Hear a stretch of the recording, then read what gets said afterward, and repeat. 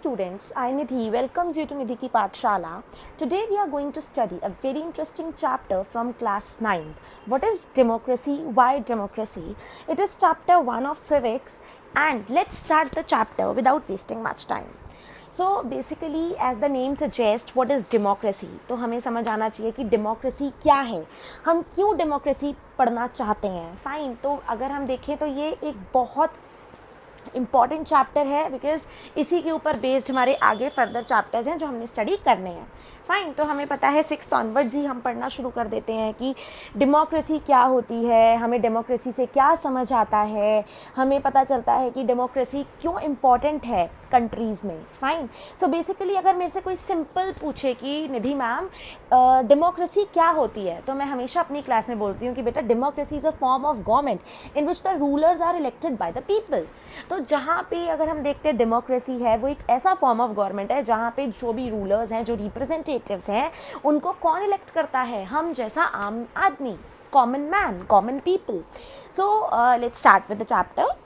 अभी बेसिकली हम ये चैप्टर शुरू करने से पहले एक ओवरव्यू लेंगे कि what exactly do we mean by it. Fine, so the stories and analysis in the previous chapter gave us a sense of what democracy is like.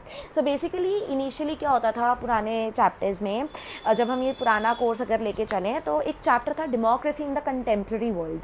Fine, तो उसके अंदर बेसिकली बताया गया था कि किस तरह से चाइल्ड में, किस तरह से पोलैंड में कम्युनिज्म था, चाइल्ड में अगर हम बोले पिनोशेज रूल था, तो कैसे जो गवर्नमेंट्स थी वहाँ पे उन्होंने सस्टेन किया ये सब, और उन्होंने सोचा कि yes now there is utmost requirement of a shift from monarchical rule to democracy, from a communist rule to democratic form of government. तो यही हम सब पढ़ने वाले हैं. There we described some governments as democratic and non-democratic. Fine, वहाँ से हमें समझ आएगा कि कौन सी ऐसी सरकारें होती हैं, कौन सी ऐसी गवर्नमेंट होती हैं जो डेमोक्रेटिक नेचर की होती हैं और कुछ ऐसी होती है जो नॉन डेमोक्रेटिक नेचर की होती हैं. Fine, so we saw how governments in some of those countries change from one form to another. So naturally अगर हम अपने पड़ोसी देश की बात करते हैं, नेबरिंग कंट्री की बात करते हैं, अगर हम पाकिस्तान की बात करते हैं तो वहाँ मिलिट्री रूल फॉलो होता है. अगर हम चाइना की बात करते हैं तो वहाँ कम्युनिज्म फॉलो होता है. फाइन, अगर हम अमेरिका की बात करते हैं वहाँ डेमोक्रेसी फॉलो होता है, yet it is a capitalist nation.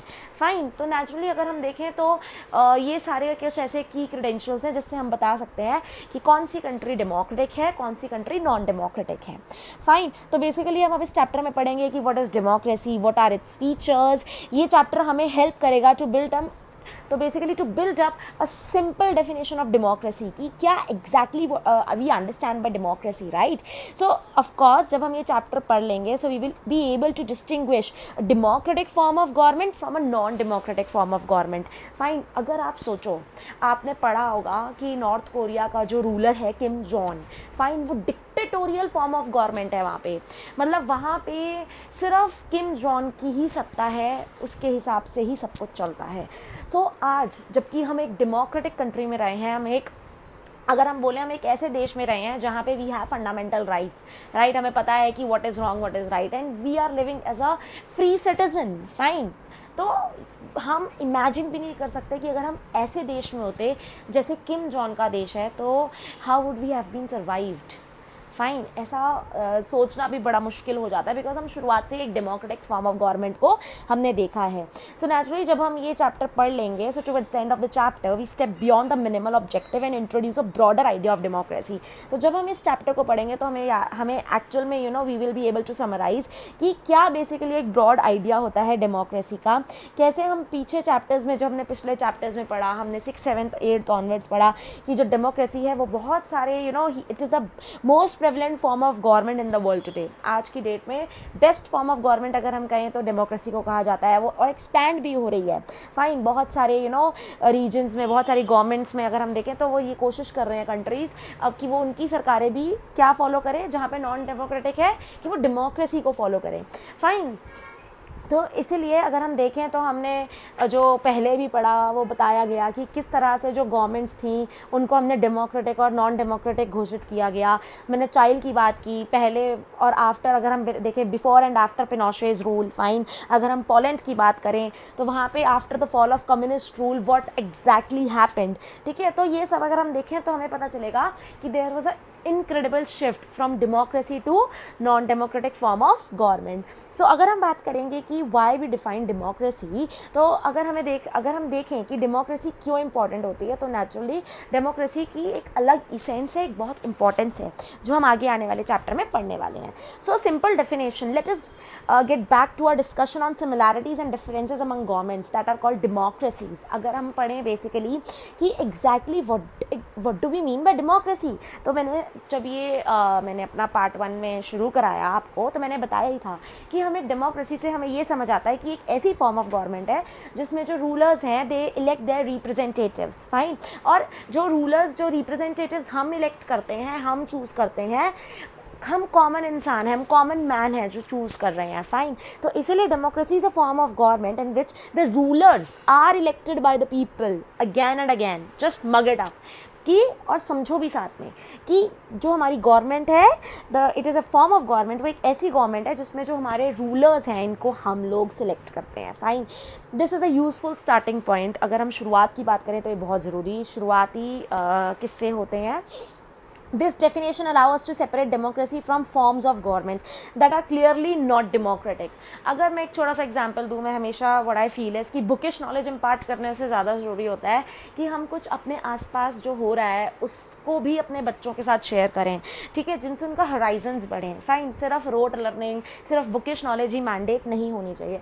अगर हम अपने पड़ोसी देश पाकिस्तान की बात करते हैं तो वहाँ पे डेमोक्रेसी ऑन पेपर्स है, बट एक्चुअली वी नो कि वहाँ पे मिलिट्री रूल फॉलो अप किया जाता है. तो डेमोक्रेसी तो सिर्फ वो एक मुहावरा होता है हिंदी में, थोता चना बाजे घना, फाइन. वो बिल्कुल एग्जैक्टली सिचुएशन ये है वहाँ पे. तो इसी तरह से हम देखेंगे कि बहुत सारी कंट्रीज अपने आप को कहती तो हैं कि हम डेमोक्रेसी फॉलो करते हैं, we are democratic government, but in reality कुछ और ही निकलता है, fine. So the army rulers of Myanmar are not elected by the people. Those who happen to be in control of army became the rulers of the country. तो अगर हम अभी यहाँ पे हमने पाकिस्तान का एग्जाम्पल ले लिया, म्यांमार का ले लिया, जिसमें वहाँ पे जो लोग थे, जो आर्मी रूलर्स थे, basically those were not elected by the people. वो बेसिकली एक आर्मी कंट्रोल था, और जो अगर हम देखें those who happen to be in control of army became the rulers of the country. जिसका कंट्रोल अगर हम देखें, जो ये रूलर्स जो बनते थे, ये डायरेक्टली जिनका कंट्रोल होता था ना आर्मी के ऊपर, वही अपने रूलर्स भी सिलेक्ट कर लिया करते थे. पीपल हैव नो से इन दिस डिसीजन. लोगों का, वहाँ के जो आम आदमी थे, उनका कोई से नहीं था इस डिसीजन में. जो डिक्टेटर्स थे like Pinochet are not elected by the people. ये जो डिक्टेटर्स रहे हैं इनको इलेक्ट नहीं किया गया लोगों ने. अगर हम बात करते हैं लोगों की, तो मैं अभी अगर आपको बताऊं तो लोगों ने उनको इलेक्ट कभी किया ही नहीं, फाइन. वो तो डिक्टेटोरियल फॉर्म ऑफ गवर्नमेंट थी.